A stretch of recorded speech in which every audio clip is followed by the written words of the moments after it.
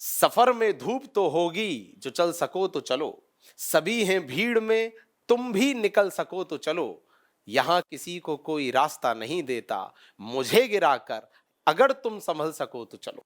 साथियों, भीड़ बहुत है, पर याद रखना, there is a difference between crowd and competition. भीड़ से घबराना नहीं है। यदि हम अपनी ईमानदारी के साथ अपने कर्तव्य पथ पर लगे हुए हैं तो सफलता निश्चित तौर पर हमें मिलेगी। पर इसमें यह भी ध्यान रखना कि लोग बहुत हैं, हमें अनुशासनहीनता और बेपरवाही भी नहीं रखनी है। इन्हीं सब बातों का तालमेल और सामंजस्य लिए हुए हमें आगे बढ़ना होगा। और आज के क्रम में हम आपके लिए लेके आए हैं अगला एक वीडियो राष्ट्रपति के अध्यादेश के ऊपर, ऑर्डिनेंस के ऊपर। शुरुआत करते हैं, क्या प्रश्न आ सकते हैं ये भी देखेंगे। साथियों, अध्यादेश जारी करने की राष्ट्रपति महोदय की जो शक्ति है वो अनुच्छेद 123 में है, ये आपको पता होना चाहिए। दूसरा, अध्यादेश होता क्या है, इस बिंदु में हम ये बताएंगे। साथियों, आप सभी जानते हो, देश में यदि कोई कानून बनाना है तो वो विधायिका का काम है, विधि निर्माण करना। विधायिका मतलब केंद्र के लेवल की यदि मैं बात करूं तो लोकसभा और राज्यसभा।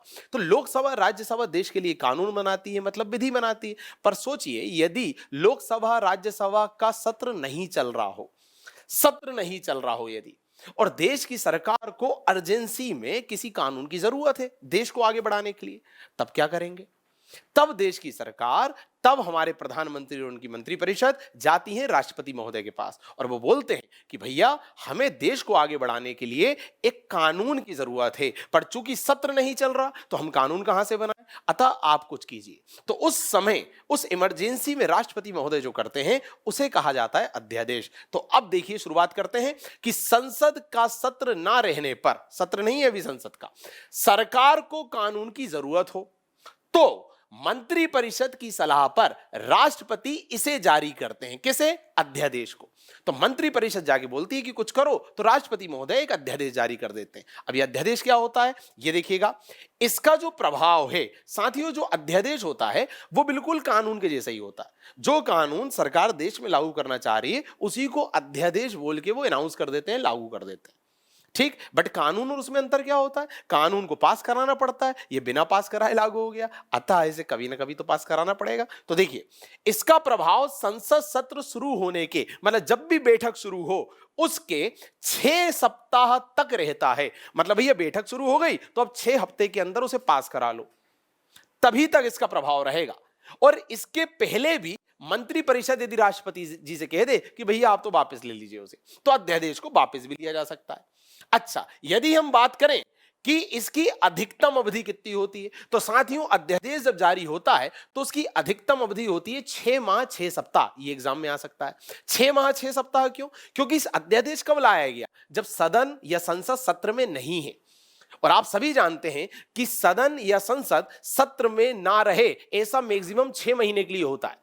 मतलब 6 महीने से ज्यादा तक का अवकाश नहीं चलता। तो चलिए, अभी सदन सत्र में नहीं है तो 6 महीने के अंदर तो आएगा ना, तो 6 महीने वो मान लो, और जब वो सत्र में आए तो आते से 6 हफ्ते के अंदर पास कराना पड़ता है। तो मैक्सिमम कितने टाइम पीरियड तक के लिए अध्यादेश लागू हो सकता है? 6 माह 6 सप्ताह के लिए।